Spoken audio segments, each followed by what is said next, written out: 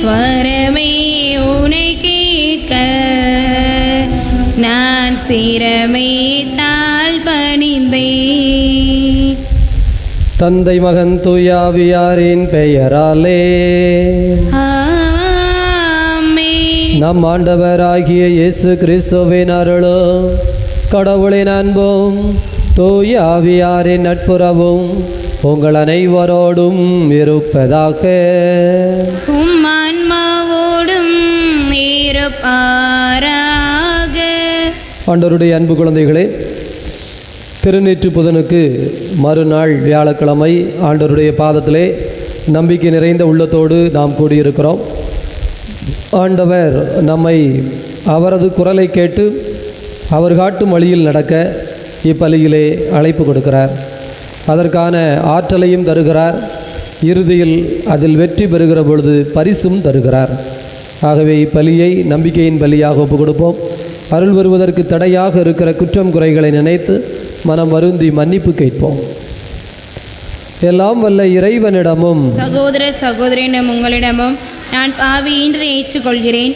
ஏனெனில் என் சிந்தனையாலும் சொல்லாலும் செயலாலும் கடமையை தவறியதாலும் பாவங்கள் பல செய்தேன். என் பாவமே என் பாவமே என் பெரும் பாவமே.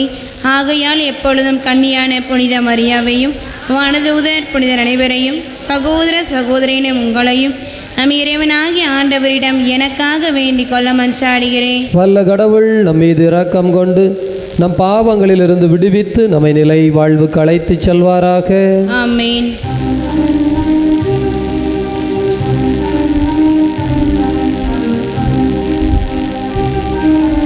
ஆண்டவரே இரக்கமாயிரும். ஆண்டவரே இரக்கமாயிரும். கிறிஸ்துவே இரக்கமாயிரும். கிறிஸ்துவே இரக்கமாயிரும். ஆண்டவரே இரக்கமாயிரும். ஆண்டவரே இரக்கமாயிரும். மன்றாடுவோமாக. இதய அமைதியை இறைவா, எங்கள் தவச் செயல்கள் உமை நோக்கும் வண்ணம் இருக்க அவற்றை நாங்கள் தொடர்ந்து ஆற்ற எங்களுக்கு உதவி அருளவும் உம்மை வேண்டுகிறோம். அதனால் எப்பொழுதும் உம்மிடமிருந்து தொடங்கும் எங்கள் செயல்கள் அனைத்தும் உம் வழியாகவே நிறைவு வருவதாக. உம்மோடு தூயாவியாரின் ஒன்றிப்பில் இறைவனாய் என்றென்றும் வாழ்ந்து ஆட்சி செய்கின்ற எங்கள் ஆண்டவரும் உம் திருமகனுமாகிய அதே கிறிஸ்து வழியாக உமை மன்றாடுகின்றோம். ஆமென்.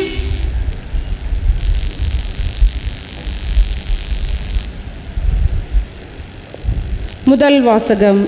இதோ இன்று நான் உனக்கு ஆசியையும் சாபத்தையும் உங்களுக்கு முன் வைக்கிறேன். இணைச்சட்ட நூலிலிருந்து வாசகம். அதிகாரம் 30, இறை வசனங்கள் 15 முதல் 20 முடிய. மோசே மக்களை பார்த்து கூறியது: இதோ பார், வாழ்வையும் நன்மையையும் சாவையும் தீமையையும் இன்று நான் உனக்கு முன்பாக வைத்துள்ளேன். அது இதுதான்: இன்று நான் உனக்கு கட்டளையிடுகிறேன், உன் கடவுளாகிய ஆண்டவர் மீது அன்பு பாராட்டு. அவரை பின்பற்றி அவரது வழியில் நட. அவரது கட்டளைகளையும் நியமங்களையும் முறைமைகளையும் கடைப்பிடி. அப்போது நீ வாழ்வாய், நீ பலுகுவாய். உன் உடைமையாக கொள்ளப்போகும் நாட்டில் உன் கடவுளாகிய ஆண்டவர் உனக்கு ஆசி வழங்குவார். ஆனால் உனது உள்ளம் விலகிச் சென்று நீ செவி கொடாமல் கெட்டலைந்து வேறு தெய்வங்களை வணங்கி அவற்றுக்கு பணிவிடை புரிந்தால், இன்று நான் உனக்கு அறிக்கையிட்டு கூறுகிறேன், நீ நிச்சயம் அழிந்து போவாய். நீ உரிமையாக்கி கொள்ளுமாறு யோர்தானை கடந்து சென்றடையும் பூமியில் உன் வாழ்நாள் நீடிக்காது. உன்மேல் இன்று நான் விண்ணையும் மண்ணையும் சான்றாக அழைத்து வாழ்வையும் சாவையும் ஆசியையும் சாபத்தையும் உனக்கு முன் வைக்கின்றேன். நீயும் உனது வழித்தோன்றல்களும் வாழும் பொருட்டு வாழ்வை தேர்ந்து கொள். உன் கடவுளாகிய ஆண்டவர் மீது அன்பு பாராட்டு. அவரது குரலுக்கு செவி கொடு. அவரையே பற்றிக்கொள். ஏனெனில் அவரே உனது வாழ்வு, அவரே உன் நீடிய வாழ்வு. அதனால் ஆபிரகாம், ஈசாக்கு, யாக்கோப்பு என்னும் உன் மூதாதையருக்கு கொடுப்பதாக ஆண்டவர் ஆணையிட்டு கூறிய நாட்டில் நீ குடியேறுவாய். இது ஆண்டவர் வழங்கும் அருள்வாக்கு. பதிலுரை பாடல். பல்லவி. ஆண்டவர் மீது நம்பிக்கை கொண்டவரே பேறு பெற்றவர். நற்பேறு பெற்றவர் யார்? அவர் பொல்லாரின் சொல்லின்படி நடவாதவர், பாவிகளின் தீய வழி நில்லாதவர், இகழ்வாரின் குழுவினில் அமராதவர். ஆனால் அவர் ஆண்டவரின் திருச்சட்டத்தில் மகிழ்ச்சியுறுபவர். அவரது சட்டத்தை பற்றி இரவும் பகலும் சிந்திப்பவர். பல்லவி. ஆண்டவர் மீது நம்பிக்கை கொண்டவரே பேறு பெற்றவர். அவர் நீரோடையோரம் நடப்பட்ட மரம் போல் இருப்பார்.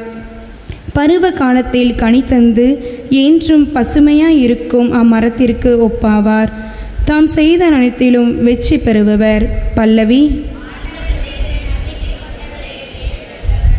ஆனால் பொல்லார் அப்படி இல்லை. அவர்கள் காற்று அடித்து செல்லும் பதரை போல் ஆவர். நேர்மையாளரின் நெறியை ஆண்டவர் கருத்தில் கொள்வார். பொல்லாரின் வழியோ அழிவை தரும். பல்லவி.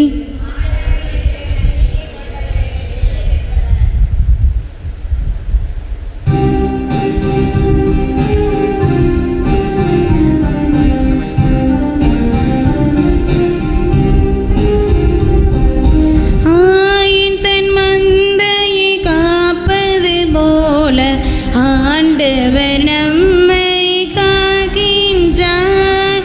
ஆயின் தன் மந்தையை காப்பது போல ஆண்டவர் நம்மை காக்கின்றார். மனம் மாறுங்கள், ஏனெனில் விண்ணரசு நெருங்கி வந்து விட்டது என்கிறார் ஆண்டவர்.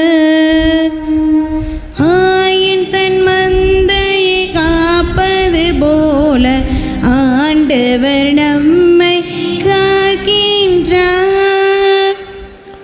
ஆண்டவர் உங்களோடு இருப்பாராக. உம் ஆன்மாவோடும் இருப்பாராக. தூய லூக்கா எழுதிய தூய நற்செய்தியிலிருந்து வாசகம். ஆண்டவரே மாட்சி உமக்கே. தூய லூக்கா எழுதிய தூய நற்செய்தி 9வது அதிகாரம். ஆண்டவருடைய வார்த்தைகள் 22 முதல் 25 முடிய. அக்காலத்தில் இயேசு தம்முடைய சீடர்களை நோக்கி கூறியது: மானுட மகன் பலவாறு துன்பப்படவும், மூப்பர்கள், தலைமை குருக்கள், மறைநூல் அறிஞர் ஆகியோரால் உதறி தள்ளப்பட்டு கொலை செய்யப்படவும், 3ஆம் நாளில் உயிருடன் எழுப்பப்படவும் வேண்டும் என்று சொன்னார். பின்பு அவர் அனைவரையும் நோக்கி கூறியது: என்னை பின்பற்ற விரும்பும் எவரும் தன்னலம் துறந்து தம் சிலுவையை நாள்தோறும் தூக்கி கொண்டு என்னை பின்பற்றட்டும். ஏனெனில் தம் உயிரை காத்து கொள்ள விரும்பும் எவரும் அதை இழந்து விடுவார். என் பொருட்டு உயிரை இழக்கும் எவரும் அதை காத்து கொள்வார். ஒருவர் உலகம் முழுவதையும் தமதாக்கி கொண்டாலும் வாழ்வை இழப்பாரெனில் அவருக்கு கிடைக்கும் பயன் என்ன? ஆண்டவரின் அருள்வாக்கு.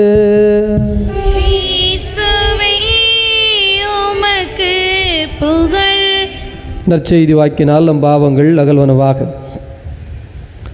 இயேசுவில் நல்லவர்களே, ஆண்டவருடைய அன்பு நிறைந்த குழந்தைகளே, நேற்றைய பொழுது நாம் பயணத்தை ஆரம்பிப்போம் என்று தியானித்தோம். நெற்றியிலே திலகமிட்டு சாம்பலிட்டு இதோ இருளுக்கு எதிரான, கருமைக்கு எதிரான, தீமைக்கு எதிரான, இந்த சாத்தானுக்கு எதிரான ஒரு போராட்டத்திலே நிச்சயமாக நான் கலந்து கொள்வேன் என்கின்ற உறுதிப்பாட்டை பெற்றோம்.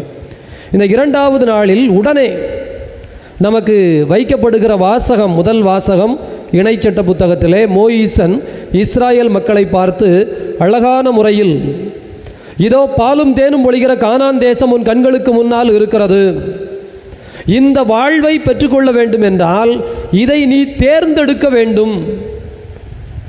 இதோ உனக்கு எதிரே சாவும் இருக்கிறது, அழிவும் இருக்கிறது, வாழ்வும் இருக்கிறது, உயர்வும் இருக்கிறது. நீ நன்மையை தேர்ந்து கொள்ள தயாராக இருக்கிறாயா அல்லது தீமையை தேர்ந்து கொள்ள தயாராக இருக்கிறாயா என்பதை பொறுத்து நீ வாழ்வடைவாயா அல்லது வீழ்வடைவாயா என்பது தீர்மானிக்கப்படும். மோயிசனும் சாய்ஸ் தியரி என்று சொல்லப்படுகிற தேர்ந்தெடுத்தல் விதியும் என்று நாம் தியானிக்க முடியும். ஏனெனில் மோயிசன் வாழ்வு முழுவதுமே தேர்ந்தெடுப்பதை பற்றி நுணுக்கமாக சொல்லுகின்ற ஒரு வித்தை. நம்முடைய வாழ்வு முழுவதுமே நாம் எதை தேர்ந்தெடுக்கிறோமோ அதுதான் நம்முடைய வாழ்வாக அமைகிறது. ஆண்டவருடைய அன்பு குழந்தைகளே, நன்றாக தெரிந்து கொள்ள வேண்டும். இந்த தேர்ந்தெடுத்தல் விதி நீங்கள் ஒரு வேளை கூகுளில் போய் சாய்ஸ் தியரி அப்படின்னு அடிச்சிங்கன்னா உங்களுக்கு அதில் சில விளக்கங்கள் கொடுக்கப்படும். அதில் ஒன்று, அதனுடைய அடிப்படை சூத்திரம் அல்லது தத்துவம் என்னவென்றால், நான் ஒரு தனி மனிதன் இந்த சமூகத்திலே வாழுகிறேன். பிறர் மீது எனக்கு இருக்கின்ற அதிகாரம் என்பது வெரி லிமிட்டட், வரையறுக்கப்பட்ட அதிகாரமே. நான் என்னோடு வாழுகிற சக மனிதர்கள், அது கணவனாக இருக்கலாம், மனைவியாக இருக்கலாம், பெற்றோராக இருக்கலாம், பிள்ளைகளாக இருக்கலாம், சகோதர சகோதரிகளாக இருக்கலாம், நண்பர்களாக இருக்கலாம், பகைவர்களாக இருக்கலாம், எனக்கு கீழ் வேலை செய்கிறவர்களாக இருக்கலாம், எனக்கு உயர் அதிகாரிகளாக இருக்கலாம், அல்லது என்னோடு பயணப்படுகிற யாராக வேண்டுமானாலும் இருக்கட்டும், அது குழந்தையோ பெரியவரோ. ஆண்டவருடைய அன்பு குழந்தைகளே, அத்தனை ஜீவராசிகள் உலகத்தில் இருக்கிற மனிதர்கள் மீதும் அல்லது என்னை சுற்றி இருக்கிற சூழல்கள், நான் வாழ்கின்ற வீடு அல்லது அலுவலகம் அல்லது தெரு அல்லது நான் வேலை பார்க்கின்ற இடம், எப்படிப்பட்ட இடமாக இருந்தாலும் நபர்களாக இருந்தாலும், I have a limited power on them. அவர்கள் மீது எனக்கு இருக்கின்ற அதிகாரம், அவர்களை வழிநடத்த, நெறிப்படுத்த, இதை செய், இதை செய்யாதே, இப்படி இரு அல்லது இப்படி செய் என்று அந்த வழி நடத்துகின்ற அதிகாரம், அவர்களை தள்ளுகின்ற அதிகாரம், மாற்றுகின்ற அதிகாரம் எனக்கு ரொம்ப ரொம்ப குறைத்து எல்லைக்குட்பட்டதாக கொடுக்கப்பட்டிருக்கிறது. ஆனால் என் மீது நான் கொண்டிருக்கிற அதிகாரம் முழுமையாக இருக்கிறது. எனவே இந்த உலகத்தில் நான் ஒரு காரியத்தை செய்ய வேண்டும் என்று ஆசைப்பட்டால், மாற்ற வேண்டும் என்று ஆசைப்பட்டால், நான் எனக்குள் தான் செய்ய முடியுமே தவிர என்னை சுற்றி இருக்கிற என்னுடைய வீட்டு நாய்க்குட்டியை கூட நான் விரும்பியபடியெல்லாம் இருக்க செய்ய முடியாது. ஆனால் என்னை முழுமையாய் பொறுப்படுத்திக் கொள்ளுகிற பொழுது, என்னுடைய உயர்வுக்கும் தாழ்வுக்கும், என்னுடைய ஒவ்வொரு செயல்பாட்டிற்கும், நான் வாழ்வில் எடுத்து வைக்கிற ஒவ்வொரு அடிக்கும் நான் பொறுப்படுத்திக் கொள்ளுகிற பொழுது, என்னுடைய வாழ்வு முழுமையாய் எனக்கு கட்டுப்பட்டதாய் இருக்கிறது. நான் விரும்பிய வண்ணம், நான் எண்ணிய வண்ணம் என்னுடைய வாழ்வை நடத்த முடியும். இதற்கு இரண்டு காரியங்கள் தேவைப்படுகிறது. ஒன்று, நம்மை நாம் வலுப்படுத்த வேண்டும், எம்பவர்மெண்ட் ஆஃப் அ செல்ஃப் என்று சொல்லுகிறார்கள். இன்னொன்று, இந்த உலகத்திலே என்னுடைய பாதையை நான் தீர்மானிக்க வேண்டும். இரண்டே காரியங்கள். என்னை நான் திடப்படுத்த வேண்டும், உறுதிப்படுத்த வேண்டும். நான் செல்லும் பாதையை நான் தீர்மானிக்க வேண்டும், அதிலே பயணப்பட வேண்டும். ஆண்டவருடைய அன்பு குழந்தைகளே, மோயிசன் இதற்கு சிறந்த எடுத்துக்காட்டு. எனவே தான் இன்றைக்கு வாசகம் மோயிசனை பற்றி இருக்கிறது. இந்த சாய்ஸ் தியரியிலே மோயிசனை நாம் அருமையாய் சிந்திக்க முடியும். மோயிசன் முதலில் என்ன செய்தார்? அன்பு குழந்தைகளே, அவருடைய பெற்றோர் பெயர் கூட கொடுக்கப்படவில்லை. மோயிசன் தான் இஸ்ராயல் மக்களை எகிப்திலிருந்து வெளியே கொண்டு வந்தார். ஆகவே என்ன சொல்லுகிறது என்று சொன்னால், விவிலியம், நீயும் விரும்பினால் மோயிசனை போல வாழலாம். அவனுக்கென்று பெற்றோர் பெயர் இல்லை. மோயிசன் பெயரில் உன் பெயரையும் நீ நிரப்பிக் கொள்ளலாம். மோயிசனிடமிருந்து கற்றுக்கொள்.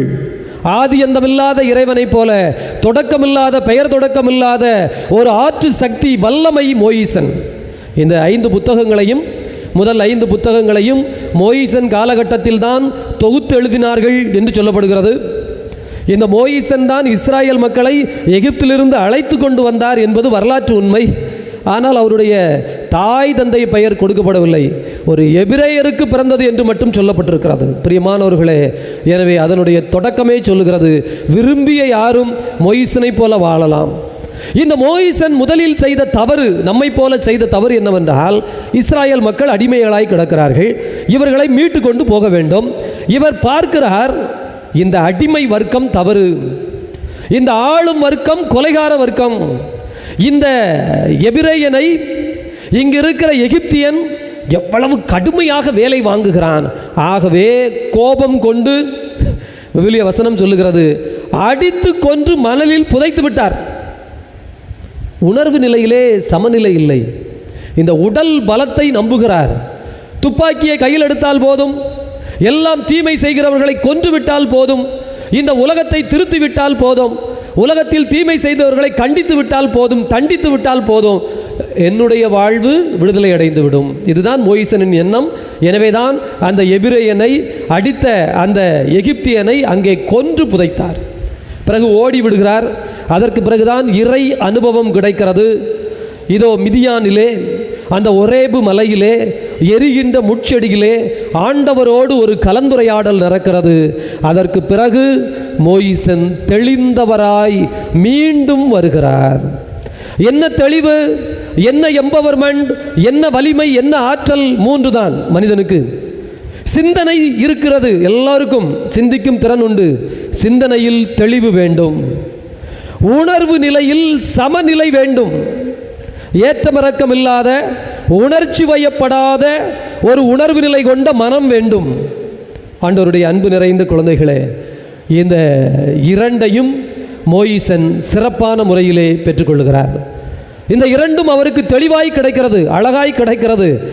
இந்த சிந்தனை தெளிவிற்கு பிறகு இதோ உலகத்தை மாற்றுவதல்ல, என்னை மாற்றுவது, என் மக்களை அழைத்து கொண்டு வருவது என்று திட்டமிடுகிறார். அதனுடைய அடிப்படையிலே போய் இந்த எகிப்திய மன்னனை இப்போது கோபம் இல்லாமல், எந்த விதமான வெறுப்பும் இல்லாமல், என் மக்கள் வெளியே போக வேண்டும், போய் என் கடவுளை வணங்க வேண்டும், நாங்கள் ஒரு சமூகமாக வாழ வேண்டும், அவ்வளவுதான். முதல்ல இருந்த மோயிசனா இருந்தா வந்த உடனே என் மக்களை அனுப்புறியா இல்லையா அப்படின்னு கேட்பாரு. அவன் முடியாதுன்னு சொன்னால் கையில் இருக்கிற அந்த கோல், கடவுள் கொடுத்த கோலை கொண்டு பாம்பு வரட்டும் என்று எல்லாரையும் கடிக்க விட்டுருப்பார். ஆனால் இப்போது அப்படி இல்லை. 10 கொள்ளை நோய்கள் அனுப்பப்படுகின்றன. 10 முறை மோயிசன் மீண்டும் மீண்டும் போய் கதவை தட்டுகிறார். அந்த அளவிற்கு அவருடைய உணர்வு நிலையிலே சமநிலை பெற்றுவிட்டார். அதே போல சிந்தனையில் தெளிவு. இதோ இந்த தீமையின் கூட்டத்திற்குள், இந்த அடிமைத்தனத்தின் கூட்டத்திற்குள், இந்த எகிப்தில் இருந்து கொண்டு இந்த மக்களை நான் என்னுடைய கடவுளின் பிள்ளைகளாய் வாழச் செய்ய முடியாது என்று அழைத்து கொண்டு போகிறார். அதற்கு செயல்பாட்டில் உறுதி. 2 நாள் செஞ்சு பார்த்தோம், முடியாதுன்னு 3வது நாள் படுத்துக்கிறது இல்லை. உறுதியான செயல்பாடு. 40 ஆண்டுகள், கொஞ்சம் நஞ்சம் அல்ல, 40 ஆண்டுகள். பிரியமானவர்களே, மாறிய மோயிசன் எப்படிப்பட்டவர் தெரியுமா? பாலைவனத்திற்கு வந்த பிறகு இந்த மக்கள் தீமை செய்து விடுகிறார்கள். உடனே கடவுள் என்ன செய்கிறார்? பாம்பை அனுப்புகிறார், எல்லாம் சாவு அப்படின்னு.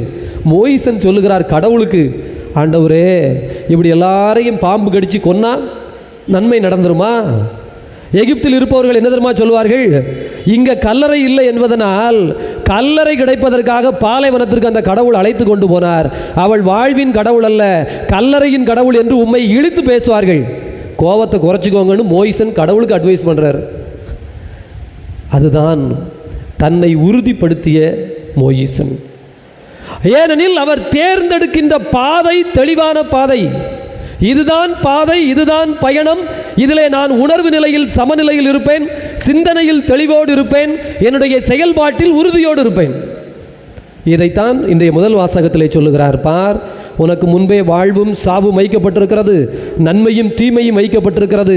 இஸ்ரவேலே, நன்மையை தேர்ந்தெடுத்தால் இதில் வருகிற துன்பங்களை, இதில் வருகிற சவால்களை சந்திக்கின்ற உறுதியோடு பயணப்பட வேண்டும். இல்லை, மனம் தளர்ந்து சாவைத்தான் தேர்ந்தெடுப்பேன், தீமையை தான் தேர்ந்தெடுப்பேன் என்றால் நீ எதிரே இருக்கிற பாலும் தேனும் பொழிகிற கானான் தேசத்தில் சுதந்திர பிள்ளையாய் வாழ்ந்து கொள்ள மாட்டாய். இன்றைக்கு நற்செய்தியும் அதைத்தான் அழகாக இயேசு சொல்லுகிறார். நீ என்னை பின்பற்ற வேண்டும் என்று முடிவு செய்து விட்டால் சிலுவையை தூக்க வேண்டும் என்பதை மறந்து விடாதே. சிலுவைதான் உன் பாதை என்பதை மறந்து விடாதே. இதோ உன்னுடைய உயிரையும் இழப்பதற்கு தயாராக இரு, அதுவே காத்து கொள்வதற்கான வழி என்பதை தெளிவுபட சொல்லுகிறார். எனவே நம்மும் 2வது நாளிலே என்னுடைய பாதை குறித்து எனக்கு தெளிவு இருக்கிறதா, சிந்தனை தெளிவு இருக்கிறதா, என்னுடைய உணர்வு நிலையிலே எனக்கு சமநிலை இருக்கிறதா. யாராவது லேசாக பேசினா, காரி துப்புனா, அசிங்கப்படுத்தி பேசினா நான் கோபப்பட்டு சமநிலை இழந்து பதறி விடுகிறேனா, அல்லது பக்குவமாய் பதில் சொல்லுகிறேனா, அல்லது சவால்கள் திரும்ப திரும்ப வருகிற பொழுது ஒரு முறை இருமுறை தட்டி பார்த்தேன், எனக்கு இது வராது என்று நான் சோர்ந்து விடுகிறேனா, உறுதியாய் 40 ஆண்டுகள் பாலைவனத்தை கடக்க உதவி செய்த மோயிசனை போல உறுதியாய் நிற்கிறேனா என்பதை குறித்து சிந்திப்போம், தியானிப்போம். இந்த 2வது நாளில் ஆண்டவர் நமது வாழ்வை நமக்கு தீர்மானிக்கின்ற ஆற்றலை தருவாராக. ஆமேன்.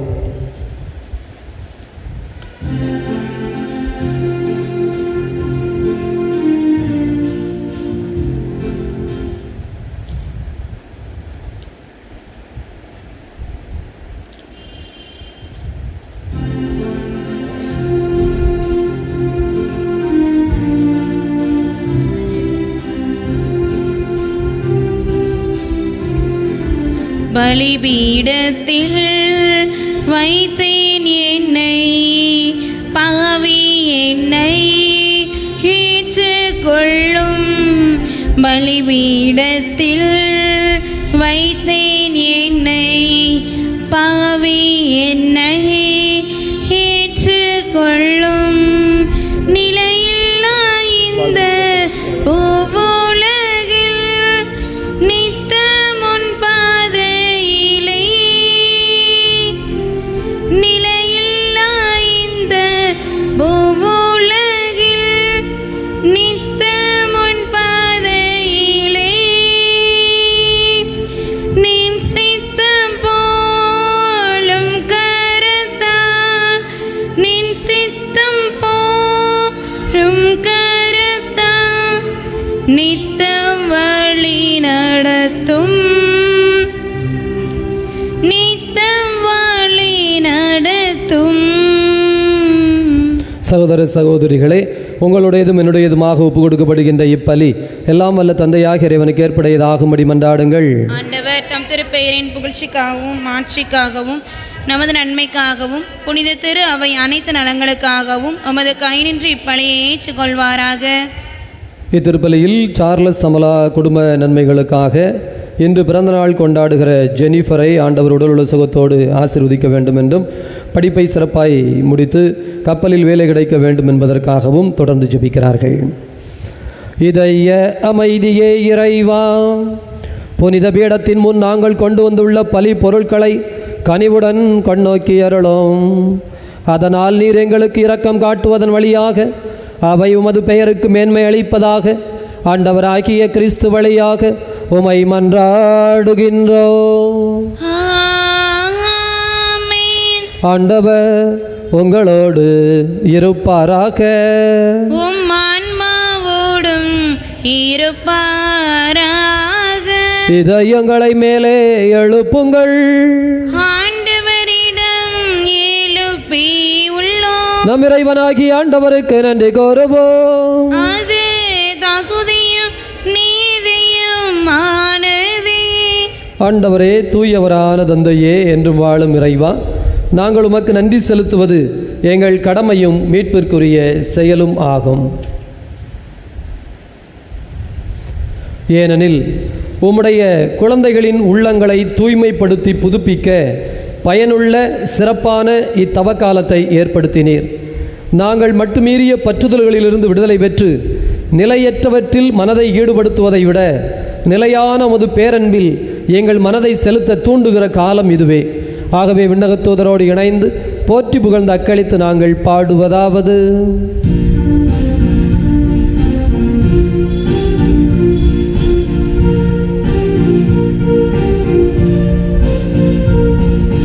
தூயவர் தூயவர் தூயவர் வான்படைகளின் கடவுளாம் ஆண்டவர்.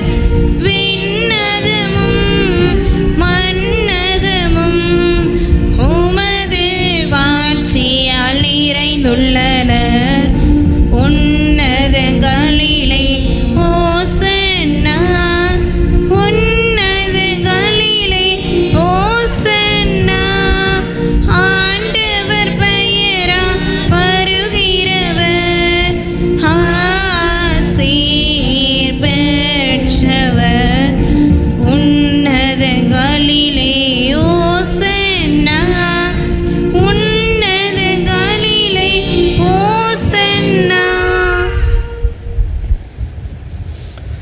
இதய அமைதியே இறைவா, நீர் மெய்யாகவே தூயவர், தூய்மை அனைத்திற்கும் ஊற்று. ஆகவே உம்முடைய தூய ஆவியை பொழிந்து இக்காணிக்கைகளை தூய்மைப்படுத்த உம்மை வேண்டுகிறோம். எங்கள் ஆண்டவர் இயேசு கிறிஸ்துவின் உடலும் இரத்தமுமாக எங்களுக்கு இவை மாறுவனவாக. அவர் பாடுபட உளம் கனிந்து தம்மை கையளித்த போது அப்பத்தை எடுத்து நன்றி செலுத்தி அதை பிட்டு தம் சீடர்களுக்கு அளித்து கூறியதாவது: அனைவரும் இதிலிருந்து பெற்று உண்ணுங்கள், ஏனெனில் இது உங்களுக்காக கையளிக்கப்படும் என் உடல்.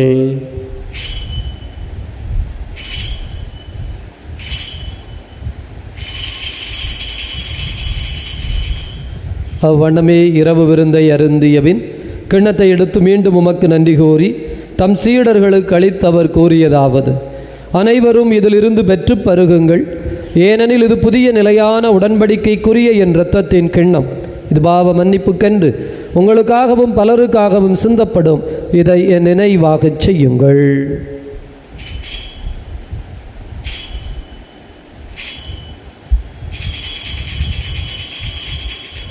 நம்பிக்கையின் மறை பொருள்.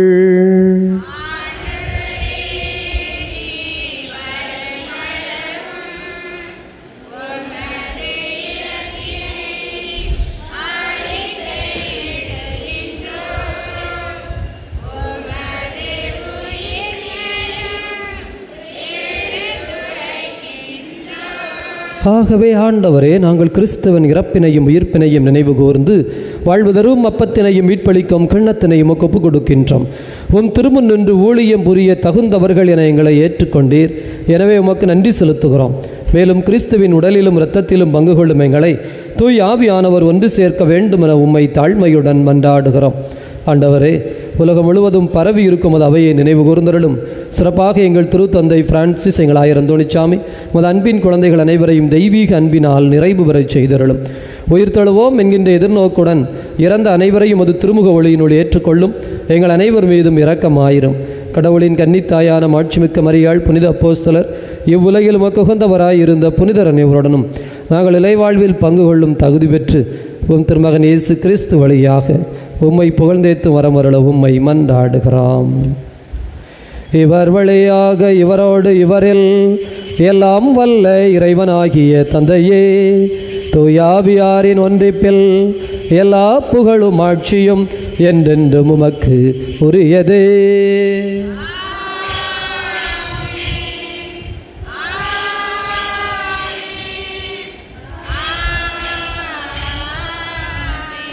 நம் ஆண்டவர் இயேசு கிறிஸ்து கற்றுக் கொடுத்தபடி ஜெபிப்போம். விண்ணுலகில் இருக்கிற எங்கள் தந்தையே, உமது பெயர் தூயது என போற்ற பெறுக. உமது ஆட்சி வருக. உமது திருவுளம் விண்ணுலகில் நிறைவேறுவது போல மண்ணுலகிலும் நிறைவேறுக. எங்கள் அன்றாட உணவை இன்று எங்களுக்கு தாரும். எங்களுக்கு எதிராக குற்றம் செய்வோரை நாங்கள் மன்னிப்பது போல எங்கள் குற்றங்களை மன்னியும். எங்களை சோதனைக்கு உட்படுத்தாதையும் தீமையிலிருந்து எங்களை விடுவித்தரலும். ஆண்டவரே, தீமையிலிருந்து விடுவித்து அமைதியை தந்தரலும். பாவத்திலிருந்து விடுதலை பெற்று நலமுடன் வாழச் செய்தரலும். நாங்கள் எதிர்நோக்கி இருக்கிற பேரின்பத்திற்காகவும் மீட்பராகிய இயேசு கிறிஸ்துவின் வருகைக்காகவும் காத்திருக்கின்றோம். ஏனெனில் ஆட்சியும் வல்லமையும் ஆட்சியும் என்றென்றும் உமதே. ஆண்டவரே இயேசு கிறிஸ்துவே, அமைதியை உங்களுக்கு விட்டுச் செல்கிறேன், என் அமைதியை உங்களுக்கு அளிக்கிறேன் என்றும் திருத்தூதர்களுக்கு மொழிந்தீரேன். எங்கள் பாவங்களை பாராமல் உமது திரு அவையின் நம்பிக்கையை கண்ணோக்கி அதற்கு அமைதியும் ஒற்றுமையும் தந்துருள்வீராக. என்றென்றும் வாழ்ந்து ஆட்சி செய்கின்றவர் நீரே. ஆமென். ஆண்டவருடைய அமைதி உங்களோடு என்றும் இருப்பதாக. உம் ஆன்மாவோடும் இருப்பதாக. ஒருவருக்கொருவர் ஆண்டவர் தருகின்ற அமைதியை அறிவித்து மகிழ்வோம். உலகின் பாவங்களை போக்கும் இறைவனின் செம்மறியே, எங்கள் மேல் இரக்கமாயிரும். உலகின் பாவங்களை போக்கும் இறைவனின் செம்மறியே, எங்கள் மேல் இரக்கமாயிரும். உலகின் பாவங்களை போக்கும் இறைவனின் செம்மறியே, எங்களுக்கு அமைதியை அளித்தருளும். இதோ இறைவனின் செம்மறி, இவரே உலகின் பாவங்களை போக்குகின்ற தெய்வம். இந்த தெய்வத்தினுடைய விருந்துக்கு அழைக்கப்பட்டிருக்கிற நாம் அனைவரும் பேர் பெற்றவர்கள்.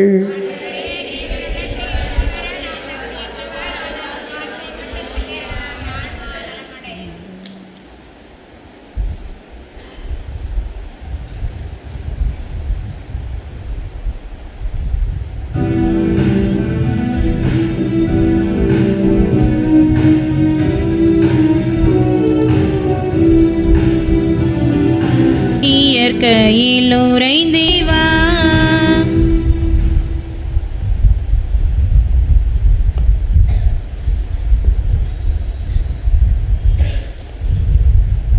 ஆண்டவருடைய அன்பு குழந்தைகளே, இன்று பிறந்தநாள் கொண்டாடுகிற ஜெனிஃபருக்காக நாம் ஜெபித்திருக்கிறோம். கரவொலி மூலமாக பிறந்தநாள் வாழ்த்துக்களை நாம் தெரிவித்துக் கொள்வோம். மன்றாடுவோமாக. இதய அமைதியே இறைவா, விண்ணக கொடையின் ஆசியால் நிறைவு பெற்ற நாங்கள் உம்மை புகழ்கின்றோம். உமது ஆசீரால் நாங்கள் இரக்கமும் மீட்பும் பெற்று நிலையான பேரன்பில் நிலைத்திருப்போமாக. ஆண்டவராகிய அதே கிறிஸ்து வழியாக உமை மன்றாடுகின்றோம். ஆண்டவர் உங்களோடு இருப்பாராக.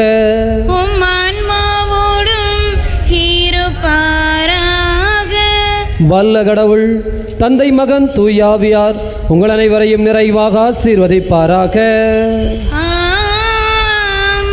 உயிர்த்த கடவுளின் உண்மை பிள்ளைகளாக சென்று வாழுங்கள். பேரின்பம் தொடரட்டும்.